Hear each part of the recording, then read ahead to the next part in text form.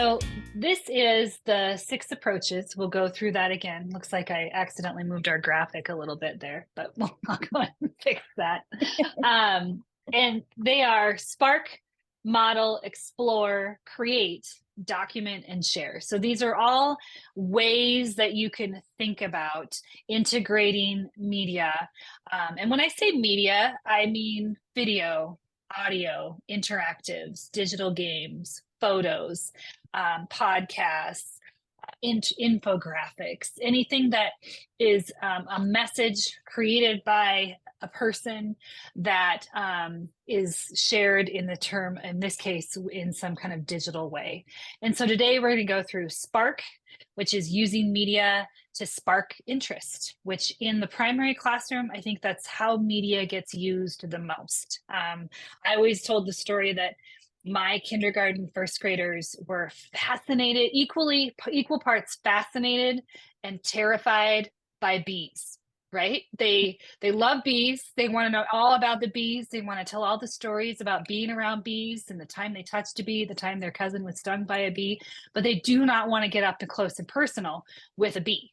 And so the best way for them to observe a bee and look at what the wings look like and look at what the colors look like and what their little feelers look like is media, is to look at photographs, is to watch videos. And that's where using video and photos and really high quality media can really spark a wonderful conversation, spark curiosity, can really spark kids to start talking and writing. I think it's a really great way to prompt kids to write more. So we're going to be exploring ways to spark with media and then share with media, which is on the bottom of the page. And you'll see how we paired these. One of them is sort of consuming and the other one is creating. And so that's how we've organized these workshops. And we're going to talk about how can you share using digital tools to share outside of your classroom, so that whatever is sparked and learned at school leaves the classroom and maybe shows up at the dinner table, or maybe shows up in a conversation with somebody on the phone later on, or conversation in the car driving somewhere. So finding a way to spark those learning moments. So that's what we will be talking about today. So Spark is the first one, and I'll be talking about Spark and sharing our favorite tools, 2 really awesome tools for Spark. And of course, as the Montana person, I'm opted to share PBS Learning Media. If you've come to our workshops before, you've seen me share this as a free content site for teachers. It's a repository of PBS content that is packaged for classroom use. So it's PBS documentaries and programs cut into clips and photos, aligned to standards and paired with support materials intended for teachers to use in their classrooms with their students. And so I'm going to leave the slides for a little bit and navigate to the site so you can see it. And some of you have probably seen the site before, but it's probably like any digital tool where you maybe forgot it was there, or maybe you saw it one time and looked at it, but haven't looked at it since. So this is what it looks like. As I said, it's free.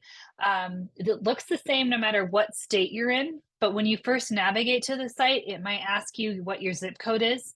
And that's because it uses geolocation to connect you to your local PBS station. And that just means you'll see your local station's logo right here. So Julie, in Texas, it might be a different one when you go to that site.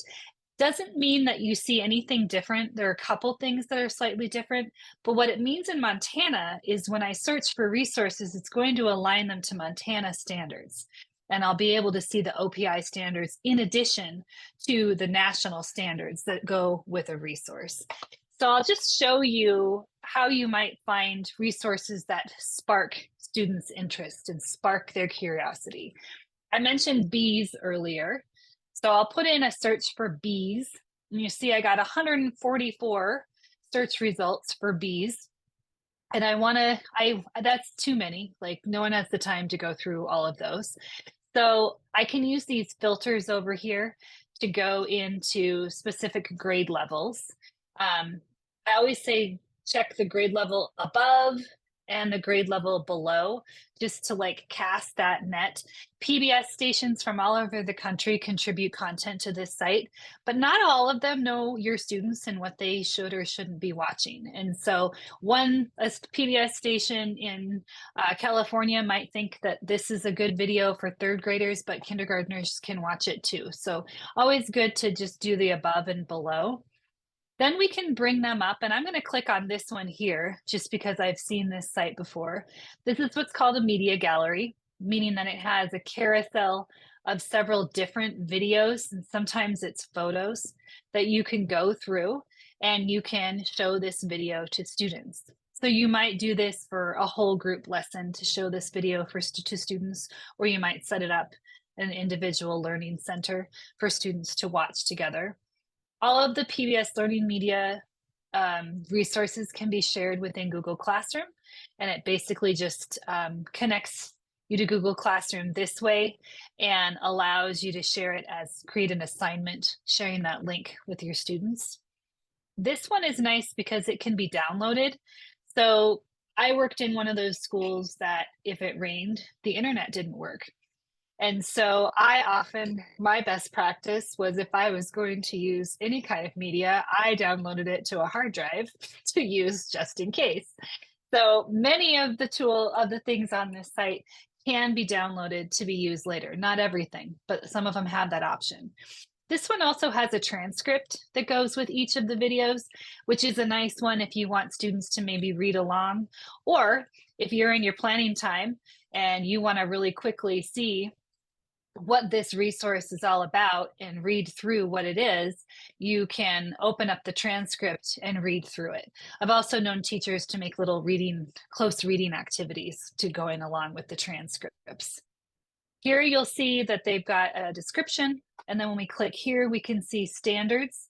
And this particular resource has been connected to just nationwide, put to the Office of Public Instruction and nationwide standards there.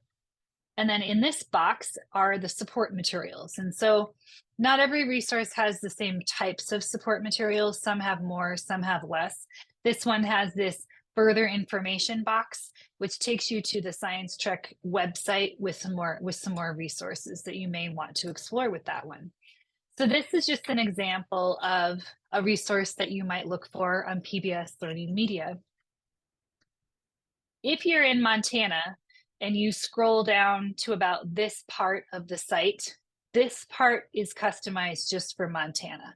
These are the collections that our team here in Montana PBS has created, either with the films that our producers have created, or I have a team of graduate students who work for me who are creating original content for this site with the purpose of just making content for Montana kids in Montana classrooms. And so that is what this collection is all about. This is the Montana State Parks collection.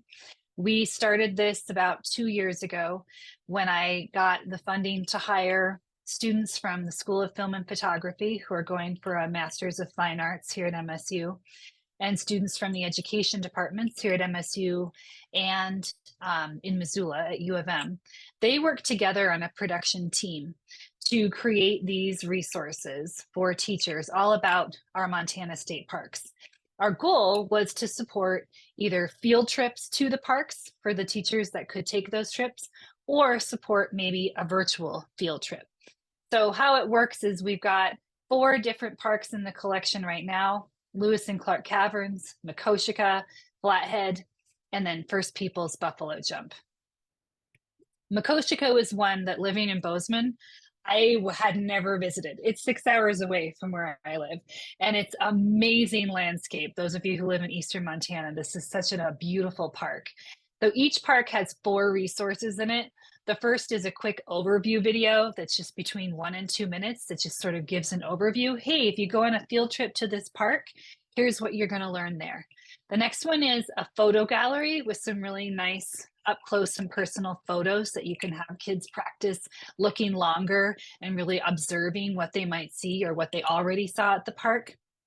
The Wandering Wonders is a longer video. It's nearly 30 minutes of drone footage of the park set to music. and no narration. And so we made these videos for our classrooms where the teachers liked having quiet time or having reflection time or liked having mindfulness time, but they saw that some kids needed a focal point during that time, so they would put up these videos, and they're just lovely drone coverage of the landscape of the park set to music, and the kids could just kind of get lost wandering and wondering while they watched those videos. And so each park has one of those, and they're really, sometimes I just put them on in my office because they're just really relaxing and peaceful. But it's a really great opportunity to have kids just look at that, and like, and you can even prompt them with questions like, what do you think it would feel like if we were standing on that rock? Or what do you think you would smell if you were standing in that park right now? You know, like what do you think you would hear if you were standing right there? So it really can spark some interest, and that's our goal. And then the fourth resource is what we call a lesson focus. And so there's some kind of lesson that could be taught in the park. And this, for this one in Makoshika, it's archaeology, and it gets into fossils and the KT boundary line and just the archaeology of the park. And so our goal with this was to get kids excited about going to the park, either on a field trip with their school or with their families. And then give teachers some content to meaningfully set up the kids to learn at the park. I don't know how many times I did a field trip that we just showed up, we did the field trip, and then we got back on the bus and we went back to school. And there really was no meaningful connection other than we rode a bus and we got to eat lunch. And I often felt like if only I'd had something to follow up with them on that. Each park also has, when you click on the individual resource, we also have these support materials to go along with it. So we've created a teacher's guide. We've created some background reading about the park, so you can talk to kids about the exciting things that are there. We've got a visitation checklist, so you could print them off and they could walk around with while they're there and check things off that they see. We've got park maps and then vocabulary readers, so that you can really develop some really nice lessons and spark some interest in our state's natural resources when you visit these parks. Okay, that was a lot. Anybody have any questions about the parks or anything to add, Traci? Well, I just want to be sure everyone knows that all of these resources are free. I just think that's amazing. Just everything when I get on PBS Learning Media, I'm always just um overwhelmed by how much great stuff is there. Just and it's recognizable as high quality content. So I know that it's good to, share and show my kids, but it's all available for free always. And I think that that's pretty amazing. So I just want to be sure everyone knows that. Yeah, yep, always free. We're funded by viewers like Montana PBS public media, but also tax dollars and grants and donations. And so because we get that funding, we have to be good stewards of that funding and not charge for it. So that's why we're really proud to offer these resources for free.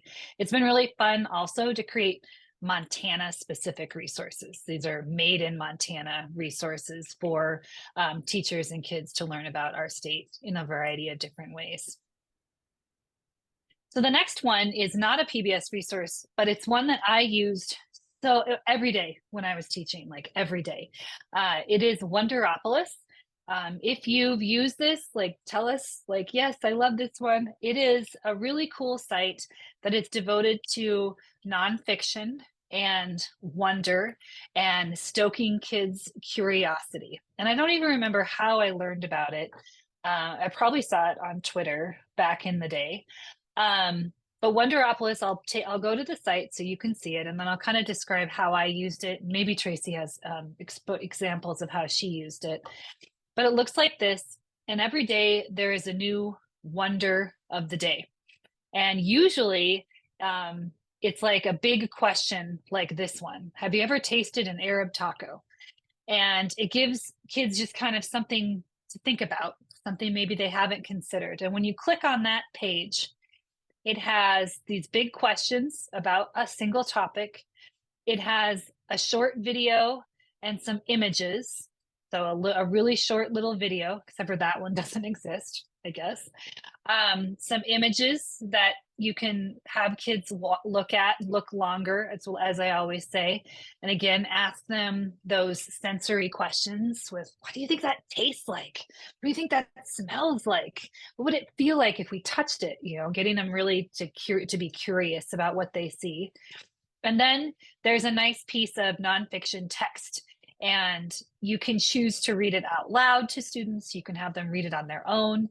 You can see these words that are highlighted have some little pop outs with some extra definitions if they need it.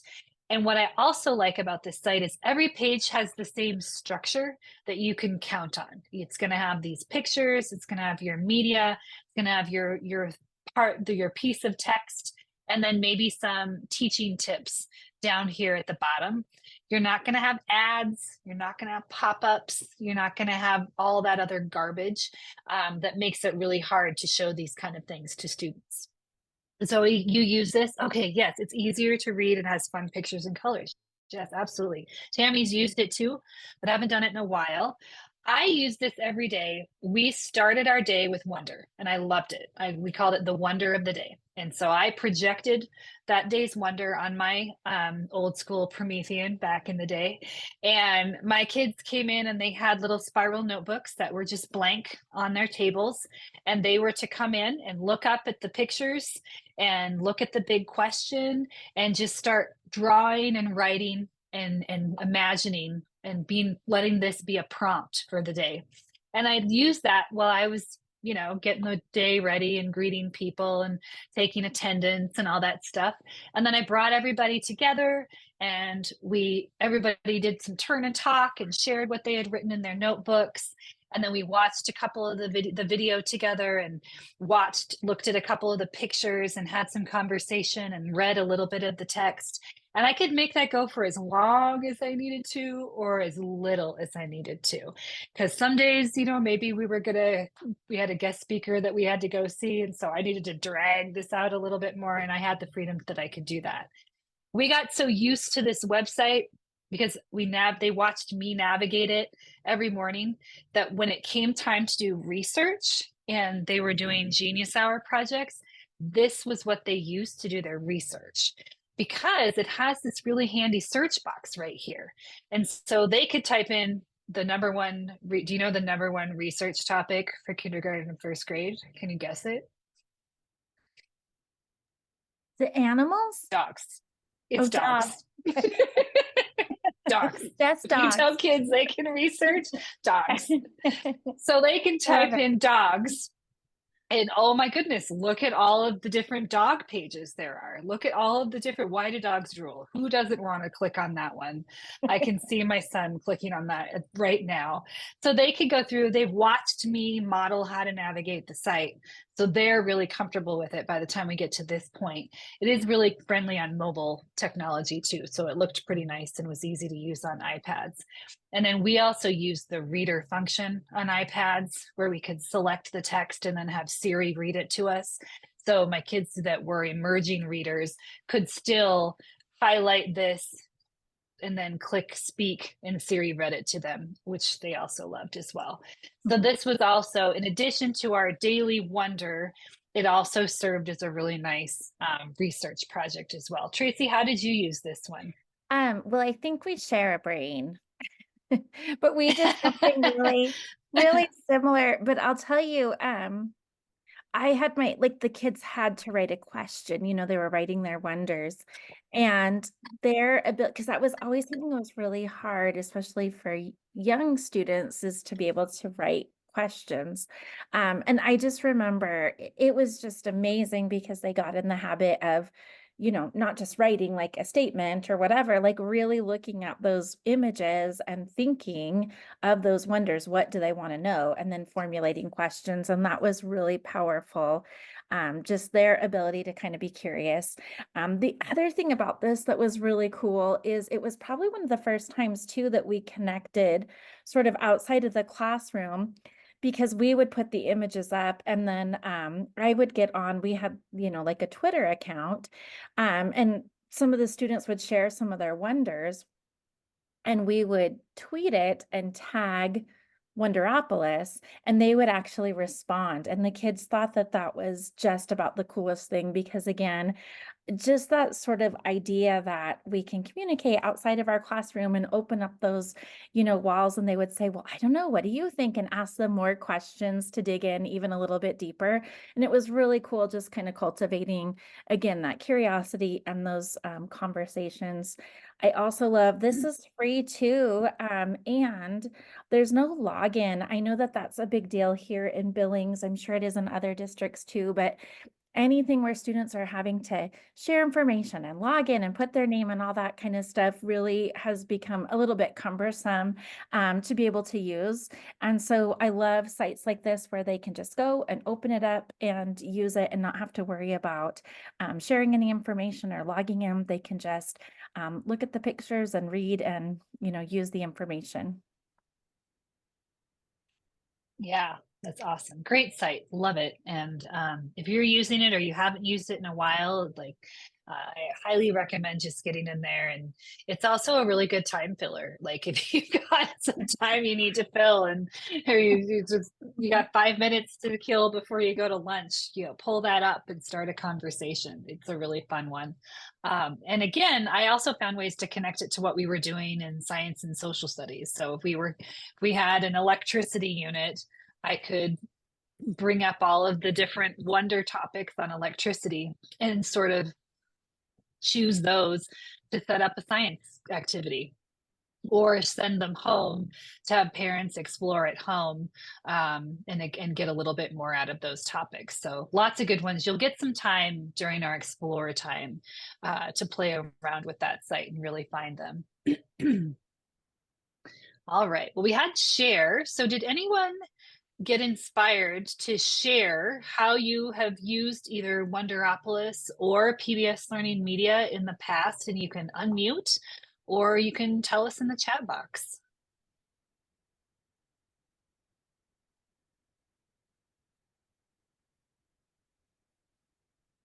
And there might be other similar sites that you know of. If you do, drop those in the chat too, so we can learn about them and check them out. Yeah, yeah, definitely. If there's something that you think is a great one under the Spark category, what else should we be using to spark? I went to FETC, which I always thought, okay, so it's a conference and it's generally in Orlando, and I always thought the F stood for Florida. Did you Uh-huh. think It that, or doesn't? what? Yeah, I assumed No, it did. Yeah. it stands for future. Oh, Education oh. technology. Okay, anyway. So I went to I got to go to the FETC conference in Orlando, which was amazing, a big national conference. And one of the sessions I went to was about digital literacy, and it was super interesting. But kind of the biggest aha moment I had is, I say this all the time, Nikki, I'm sure you do too. Often we talk about consuming versus creating on our iPads. And we usually, we want kids to create, not consume. I know I've said that a million times. And the presenter, who was a library media specialist, said, I actually disagree with that. I think they need to consume in order to create. Yeah, And he I kind of love that. talked a little bit more about that, but we need to be sure that what we're presenting to them is high quality. So in order to learn how to create something, kind of like exactly what Nikki was just talking about, we want them to do some research. Well, they have to consume information in a particular way in order to create something to share that. So we want to provide them with these high quality ways to get that information and consume that media. So that to me was really a huge aha, and I need to start shifting a little bit how I think and communicate about that. But to me, the spark is really about giving them that great quality media, videos, books, whatever it is that we need to do to kind of spark that interest and let them consume that information. So then they can go on and create some great things after they've learned, or seen some examples. He even said, my kids watch YouTube.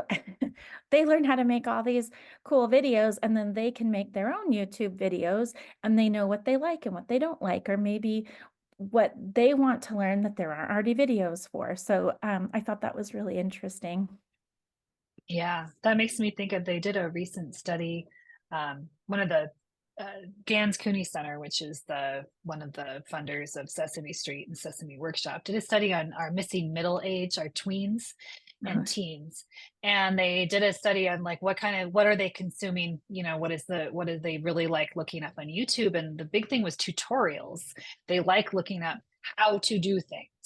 And then so that they can learn how to do those things and they go through those things step by step. And that's the spark, it's my own daughter has learned self-taught crochet, how to crochet, and she crochets all these little animals and all these little things. And she goes through and finds the tutorials on the YouTube video and creates based on what she's had sparked in that. So I think it's such a powerful use of media, but you're absolutely right. Consume to create. That is a really good way to think about it.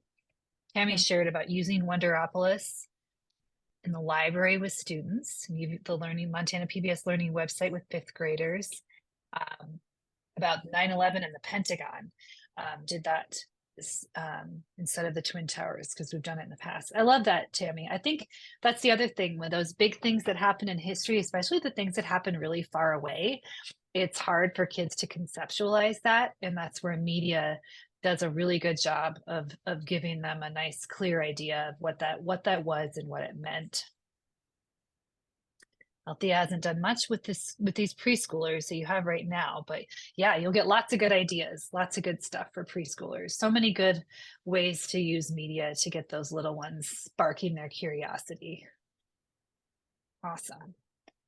All right, well, keep those comments coming. I'm going to move it in. Tracy, do you want me to give you screen sharing so that you can navigate it? Sure. All right, I'll stop sharing and let you Isn't take it funny, over. no matter how many times you do this, it's like you can never find the right button to click. Yeah, yeah. And always with an audience. Yeah, And it's like bright green too. It's the most obvious yeah. one. Okay. So the share uh approach I think is really important. Um, so many times when we are creating media, it's sitting on our device, and I think that's probably one of my biggest reasons for beginning to use a site like Seesaw, something that can be a digital portfolio, is because when we were in kindergarten, we wrote the grant, like Nikki was talking about. We got one-to-one iPads. We were one of the first classrooms here in Billings to have one-to-one iPads. And I felt a responsibility, number one, to figure out how to be using these devices in really meaningful ways, so that we could kind of, share what we were doing on those devices, but also to document those things somehow. I wanted parents to know that we weren't just sitting on our iPads playing games all day. And I wanted other teachers to know that we were using it to create really cool things. And administrators, I wanted to be able to really save and share those things that they were creating. So, looking for a digital portfolio tool, I think I started with something called KidBlog that now has another name. I can't remember what the name is. And then Nikki actually introduced me to Seesaw, and I was like, oh, I'm going to try this out. But really, it could be any of these tools, and we'll look at a few other tools, and hopefully you'll share some that you use as well. Really, the point is having some space where students are able to share that learning.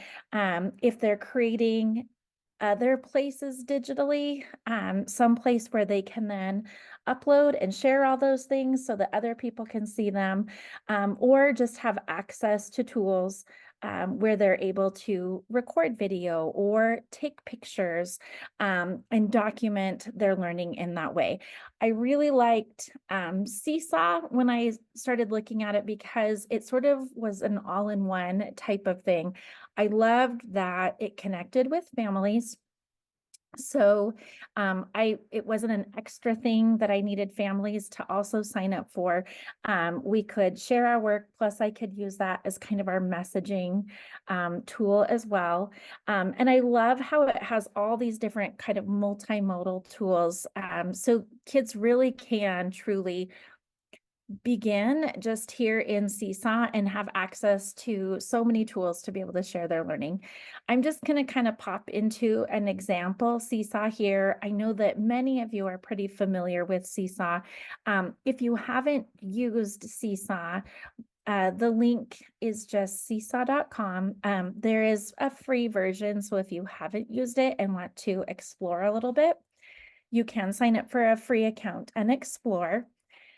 This is kind of what it's going to look like. This is the student journal. Something that a lot of people have started using in Seesaw that they really like are activities. So there are some activities in here. You can search a library of activities that are already created, both by the community and some created by Seesaw themselves. This to me is a really great way of getting some inspiration for how other teachers are using Seesaw. I like looking through there. Um, I think the activities are amazing. To me, the power really is in this little green plus right here where I can add to the journal. And you see just all of the tools that students have access to. I'm just going to kind of draw or click on the drawing canvas. So you see all of these things. I can type on here. I've got a whole bunch of drawing tools down here at the bottom. I can record my voice and do a little screencast and explain what I'm thinking. I can take pictures of the work that I'm creating, and then I can use these tools on top of it. I can annotate, I can tell about that. And then I can also just add my voice. It doesn't want to click down there. And then I can also just add my voice as well. I do also like these little shapes. They're kind of hiding in here, but there's some kind of built-in manipulative shapes down here too that can sometimes be an easy way for students to grab some items and just sort of manipulate them and show their learning. So I really, really like just all of these different ways that I could quickly ask my students to take a picture of what you did. Record yourself reading the writing that you did. You and your partner are working on a science project. Let's make a video so that you can share that science project. So again, taking all that learning that's happening that doesn't go in a backpack and get sent home, but how can we document that so that students are able to share it not only with one another, but hopefully opening up those walls of the classroom again and letting their parents have that little peek into the classroom as well. I'm gonna just go, there's a few little examples on one of these slides here that I'll show you. We didn't talk about this, but this kind of embedded tracking growth and progress over time is another huge piece of sharing to one space. So we could share in lots of different ways, but if I have Seesaw and that's my class journal and I'm always uploading my work into that class journal, then it's going to be easy for my teacher and my family to be able to really track and see that growth and progress that I'm making over time because I have it all in one space. And then again, that connection with families, I think, is huge. Here are just a couple of examples of a few things. Again, not necessarily using the activities. There's tons of pre-made activities that are awesome, but really just accessing plus sign and just uploading right to the journal. This is the teacher just kind of using it as a space for a morning message. So I could project this up onto my board and then use it as an interactive board where students can come up. Here we're finding words that we know. They can use the pen and circle. I could save this into the journal. So again, I've got that. So I could share it. I could have, a whole list of our morning meetings or whatever these little messages are. And I could have those saved so that I could share those out again. So just a space to have that kind of information. The one over on the top right is just a great example of kids making something with their hands, doing something hands-on, and then using Seesaw to document that. So here they created their own insects out of Play-Doh. So you can see that the students have created that with Play-Doh, snapped a picture of it with Seesaw, and then if you look really closely, they've started labeling. So they're using the pen and the text tool in Seesaw then to label all the different parts of the bug. Again, a great way of letting them be hands-on and create and make these things, but then we're documenting and sharing, right? Although they want to, they're going to not be able to take their little Play-Doh bug home. If they try to, it's going to be a big mush at the bottom of their backpack by the time they get home. So here, not only have we saved that creation that they've made, but we've added those extra layers of learning by adding the labels. Record your voice telling about the different parts of the bug, those types of things, and then they're saved and shared. This one I thought was cool. I know a lot of people do projects in their rooms, like this is hatching baby chicks. We used to always have butterflies and we'd watch them come out of their cocoons in the spring. But this is, again, another way of documenting those types of things that are happening in the classroom. That won't necessarily get sent home. And so what a fantastic way of sharing this incredible experience with excuse me, with their family. So they're taking a picture of what's happening that day, and then just again using those typing tools in Seesaw to explain what's going on. Younger students, you could have them use the microphone. You could have them do labels. Older kids can add complete sentences. This one I don't know. Let's see if it'll play. It's really cute. I think soil will grow with flowers. I don't think so. If sand is gonna grow, I Go. If you haven't I taken your think picture, rocks take it is now. gonna grow. I think Go rocks to and your soil is picture gonna line and grow. sit down. I think soil and sand. I don't think soil and sand is gonna grow. Also, that's your table. I think rocks, sand, Your and headphones are and on. soil will grow. So what an amazing way of having that student, they would not have been able to write all that down for you. So we're observing all of these different plants and different growth in the different soils. They're taking pictures. I love that they're using the annotation tools. So they're kind of pointing out to you and showing you what they're talking about and then explaining their thinking. And then again, this is shared. I also love that you hear the teacher talking in the back, because that's what's going to happen, right? When we let our kids use microphones, it's not going to be perfectly quiet in the background. And I think that's okay, because again, they're just hearing all the learning and busyness and excitement and things that are happening in your classroom. But I do think being able to take these experiences and share those in some way so they're documented, classmates can see them, families can see them, I think is just such an important part of that learning process. Again, Seesaw is how we do it. There are lots of other tools that do something similar. On this next slide here, I think this Padlet has a few of those other tools. And this is kind of, it's something that Nikki did with some other teachers, I believe, and they kind of wrote some of the pros and cons of these digital tools. But we looked at it thinking, this is a nice little synopsis of a few of these different communication tools with parents. So we'll drop that link, or if you're on the slide, you can click on this Padlet, and that might spark some of these other tools in your mind.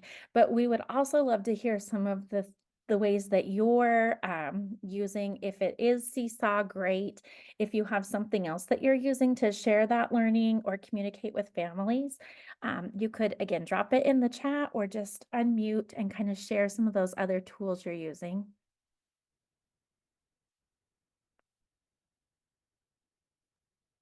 Yeah, I'll just say before you get overwhelmed by the Padlet, that was like an exercise during a workshop. And it was actually from COVID days when we were, we had to, as fast as we could, come up with digital means to communicate with families about things. And so that's sort of the top shelf is tools.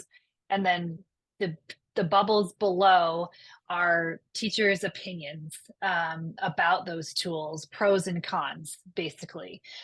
And I think from like a market research point of view, it's actually a really cool space to kind of look through all of these things. And what always came up when I did a whole workshop on parent communication using digital tools, and newsletters was always the first one. You know, you'd have to somebody say, well, we're doing a newsletter, but then quickly followed up with like, oh, I hate writing newsletters. You know, like it was like the practice that was most used, but also caused the most frustration. And so there was a lot of discussion in these workshops about, well, what could we do instead? And that's where some of these other tools came up, like Seesaw or like Remind or Blooms. And so if you are or have used any of these tools, feel free to chime in and tell us what you thought. And how does it work to use digital tools, or how doesn't it work to use digital tools to have communication between your students' households and school?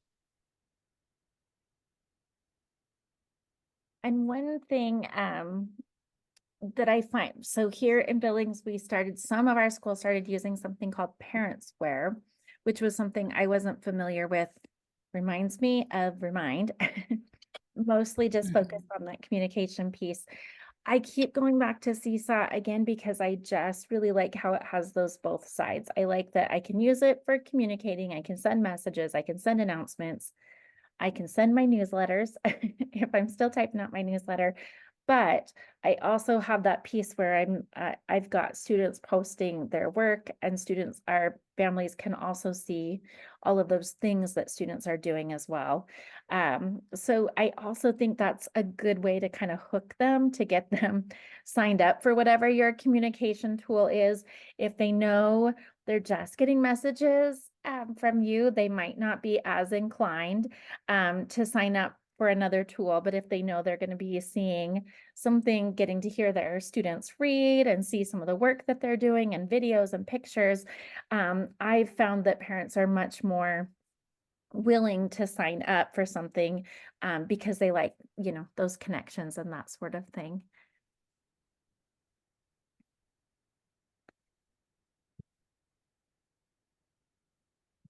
Also follow up to that. So Seesaw was not quite, when I was in the classroom, it wasn't quite on the scene yet. And so like Traci said, I was using a tool called Kid Blog, which is now called Fanfare or something now. Yeah. But it was an opportunity, like everything we did, we took a picture of it and we put it on our class blog. And the blog was it was a digital bulletin board, and it was our way of communicating about what we did during the day to what we called our readers. And our readers were our parents, our readers were our grandparents, our readers were other teachers in the school, and the principal. And it was a lovely way to publish work in a way that not everything got put on the blog. The good stuff got put on the blog. The stuff we're really proud of gets put on the blog. And what we got out of that was really solid windows into our classroom that gave families things to talk about at the dinner table and on the ride home, gave grandparents who are living across the state and in some cases across the world a little bit of a window into what we were doing. I had a grandma, I always told the story of the grandma who lived in Minnesota who came to visit her grandson and barreled into my classroom and embraced me in the biggest hug ever and thanked me for the blog, because she said, do you know how hard it is to talk to a 6-year-old on the phone and ask them about their day and what they're doing in school? You get nothing, I don't remember. But when I pull up the blog and I see his artwork and I see his writing, I've got talking points. And I can bring up all of these things that they did, and suddenly we're having a conversation. And the other cool thing that happened was we had one grandpa who just lived up the road, But he read our blog every day and he made comments on everybody's work. And he really paid attention to those kids whose parents maybe weren't leaving comments and things. And so he made sure those kids had comments. And as a result, he kind of became everybody's grandpa because he was just like those kids' biggest fan. And it just created just lovely relationships between the students and their parents. And this was in the early pioneer days of using digital tools. And so now I get teachers asking questions about privacy and data and sharing those things. And all of the tools have ways to lock it down if you want to restrict it to just your community or your classroom or your caregivers. I've definitely had teachers talk to me about, do we really want families seeing the work of kids that aren't theirs? And it's like, yeah, I can see the issue, but it's the same as if you put work on the bulletin board and parents come into the school and they look at the bulletin board. You know, they are going to see that there's strengths and growth areas across the bulletin board, and the same can be revealed on a digital tool as well. But I think those are still powerful, you know, and if you have the rule that only our best work gets published or gets posted, you can continue to have that conversation, I think. I do Crystal think uses Seesaw daily. I think this language barrier one is big, and I know in our community becoming a bigger concern. But technology tools can really help bridge a lot of those language barriers when we are communicating with families that maybe don't speak the same language that we do. Being able to use tools that will offer some kind of automatic translation, I think, is huge in being able to communicate and share information. I also, and I linked this Edutopia article, so when you have some explore time, that might be something you browse. It does list a few other tools as well. But this was something I hadn't really thought of that was mentioned in the article, kind of redefining participation in the classroom. And whether we like it or not, our world is a digital world. Parents can't always be in our classrooms. Maybe they can't come volunteer, those types of things, but they can participate in a different way, kind of like Nikki was saying, that popular grandpa that was liking and commenting on posts and that kind of thing. That's really powerful to those students. So families can be sort of present for their kids. I know I've been in classrooms where we've posted something on Seesaw, and if we get it approved and parents see it before I even leave, they've liked it, or sometimes they've written like a little comment to their student on it. And I mean, the kids are over the moon because they see that mom or dad or, you know, their aunt saw their work and wrote something really special to them. So parents can kind of be present, you know, in the classroom virtually by just giving that little like, giving a little comment, giving a little feedback. And that's a pretty big deal to those kids. So I think that piece is huge too. And I always, you know, you'd have those kids that maybe mom and dad didn't see everything. And I was a parent. I'm still a parent that doesn't see everything. It's easy to miss stuff.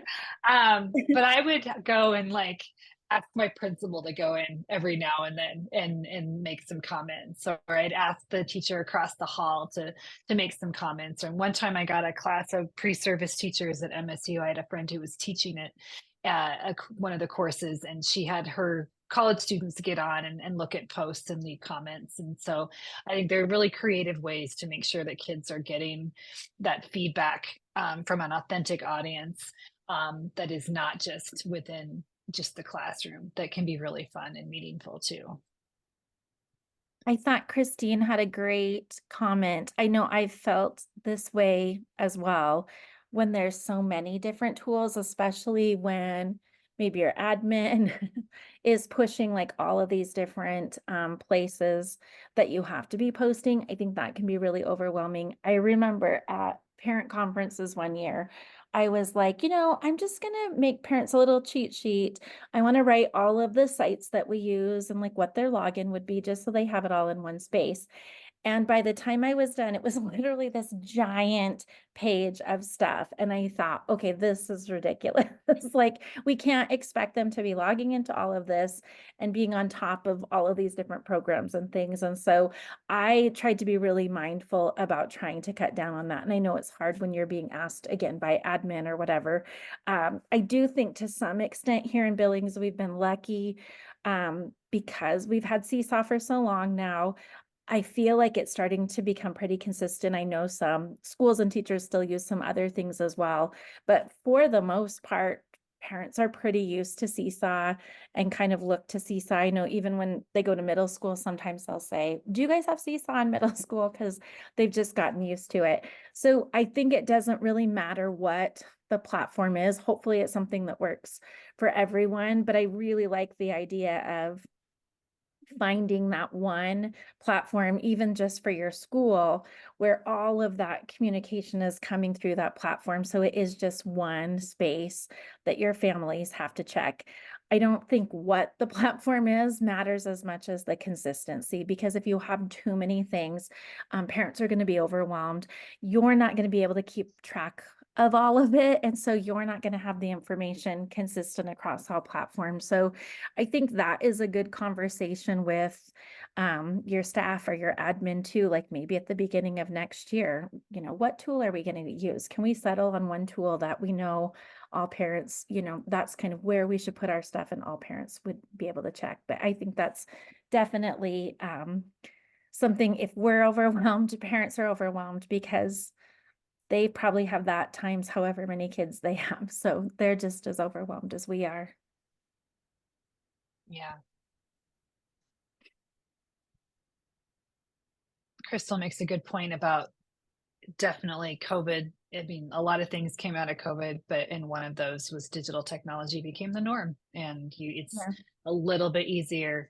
I also think a lot of these tools have become really smartphone friendly, and most parents have a smartphone and are doing everything from those phones and are already on them. And so if you're using tools that connect to those phones, it's much more convenient.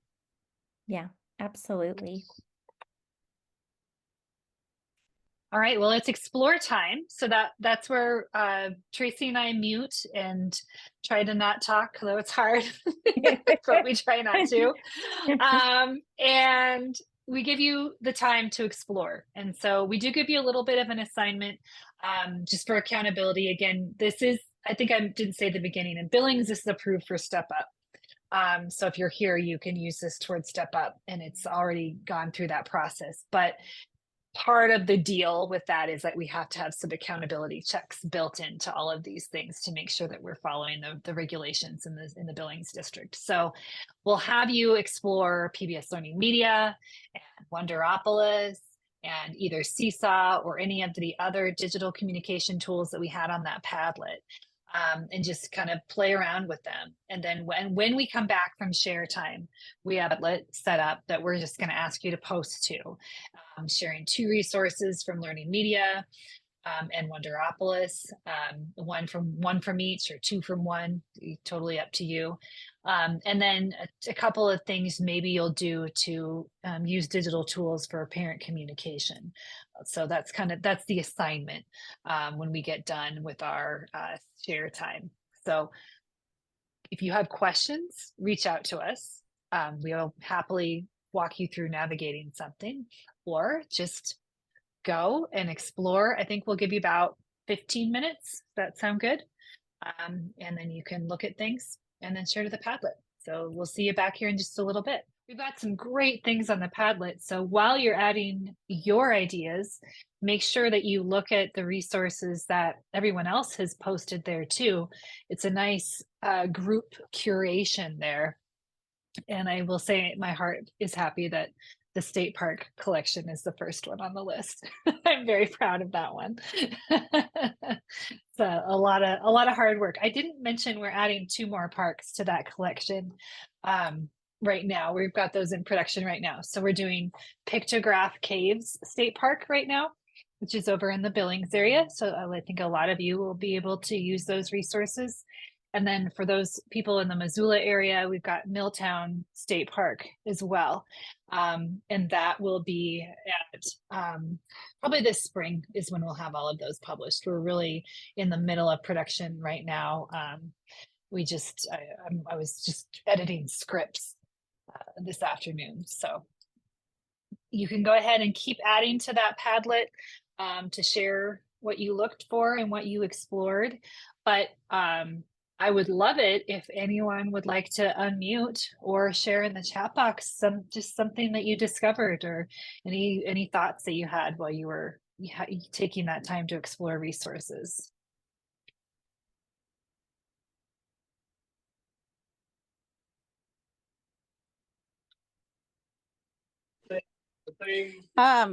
I liked the PBS one because I could search it. I mean, you had the bee thing as the example, and I thought of one of our reading curriculum topics. So I like that you could just kind of search. So then I couldn't find the one you did, but I just searched bees and then like a ton showed up. So I like that you can just kind of search by really any topic area. And then even if you don't have a specific one in mind, you can just type in bees and find which one works for you.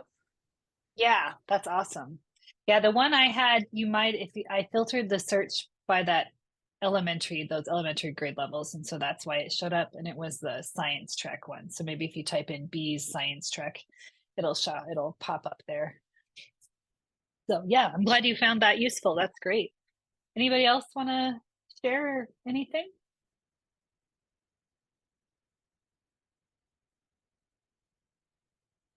I just wanted to share real fast that as a special education teacher, I was really happy to see that there was social, emotional, and even some behavioral videos on there. So I thought that was really cool.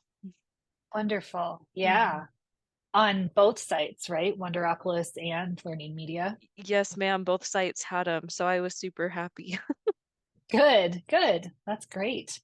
Yeah, those are topics that we get a lot of STEM out there on the digital tools, but those are topics we need more resources for. Althea, it's totally fine if you couldn't get to the Padlet. That's just fine. You just told us here, you explored Wonderopolis, found lots of things to share, watched Seesaw in action. I bet you'd like Seesaw with preschool. I bet that would be really fun with preschoolers. And I've known teachers that they set up the Seesaw class and they have it on their phones, and then they add things to the kids' journals. And so it's less student-centered, but that might be more manageable in a preschool environment. So like the teacher I saw, she would go through and snap pictures of paintings and then quickly tap each student that they belong to. And then the parent got a picture of that painting in real time. So there are ways to use Seesaw if you don't maybe have devices in your space too. All right, thanks for sharing. We appreciate that. I'll move into the slides and just some final thoughts about parent communication. And I don't think this is news to anybody, but we know that parent to school relationship, the research supports it. The more we're talking to families and caregivers about that school connection, the better kids do and the stronger they perform. But it does take a lot of time to implement and to get those systems in place and to put the information where people will see it and gently nudge them to look at it from various times. And so it does take a lot of time and a lot of practice. And, you might start with a plan at the beginning of the year and it's just not working, and it's okay to alter it at this time of the year. I think the key is that you figure out a way to have two-way communication between home and school.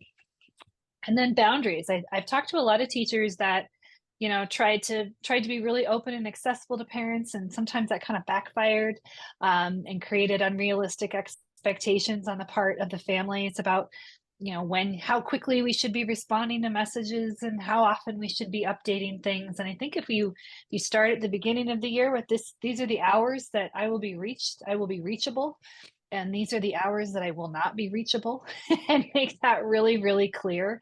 Then everybody knows what to expect. And I've even known teachers that don't have, and this is drastic, I've never been able to do it myself, but they don't have the work email on their smartphones or on any of their personal devices, just have those really clear boundaries. So if I couldn't do it personally, but I know teachers that successfully did it and lived happy lives because of it. Consistency is important, but perfection is not required. And that's just across the board in life. I mean, not just digital, not just digital tools as well. But don't be afraid to make mistakes. It's like you can say, this isn't working. Nobody's reading this newsletter. I'm going to stop sending it out. It's okay to do that. But whatever you do, just try to be as consistent so that it's easy for parents to communicate with you and to be in the know about what's happening in the classroom.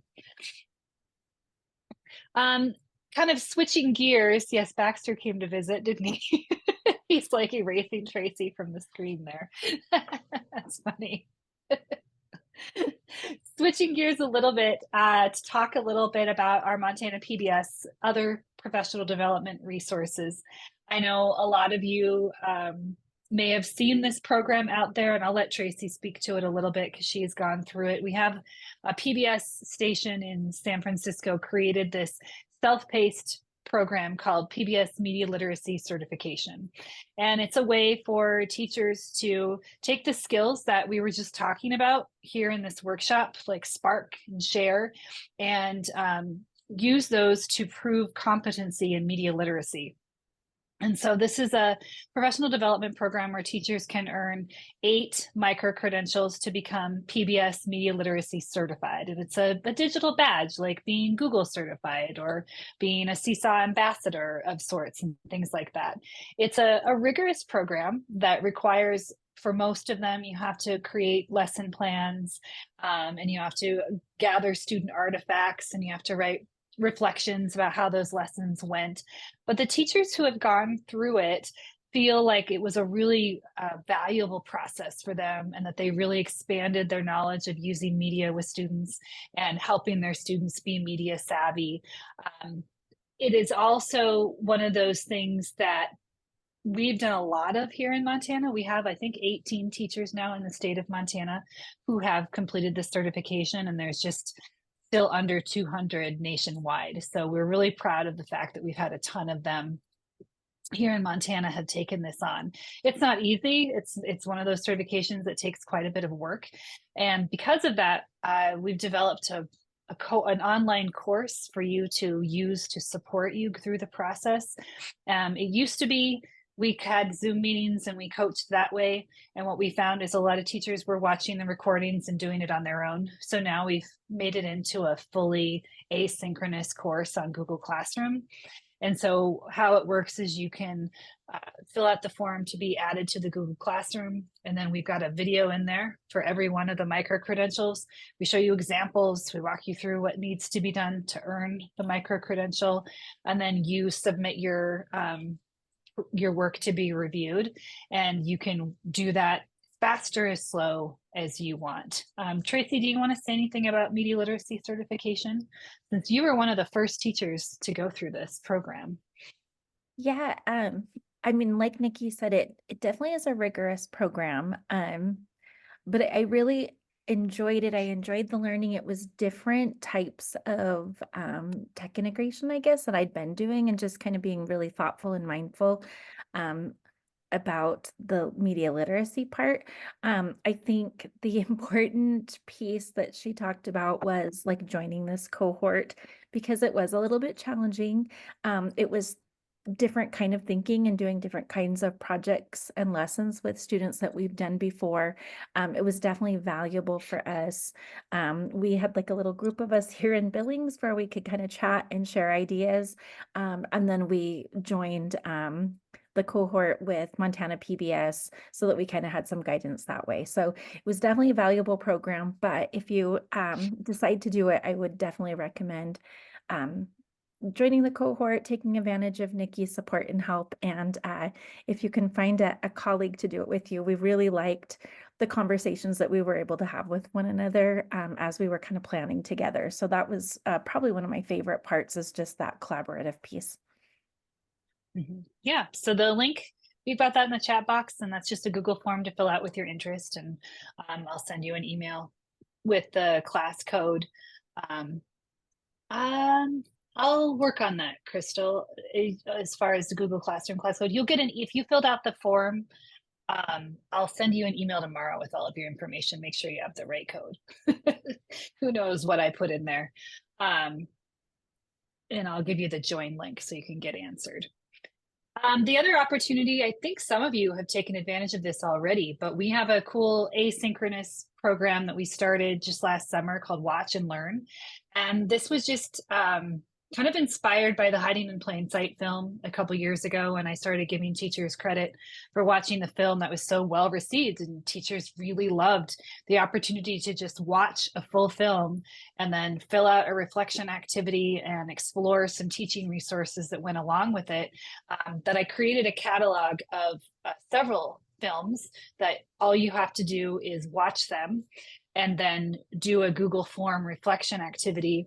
And every film has a collection of resources on PBS Learning Media to go with it. And so the last part of the activity is to explore those resources on PBS Learning Media and provide some feedback on those materials. And so this is free. It's always open. There's no deadline. It's another self-paced way, a great way to earn OPI credits for just watching great films. And a lot of these are Montana made films. So there's Mavericks, which is about freestyle skiing here in Montana, which is a really awesome movie with kids from here competing at the Olympic level in ski racing. We've got a few Indian Education for All themes with Playing for the World and Indian Relay.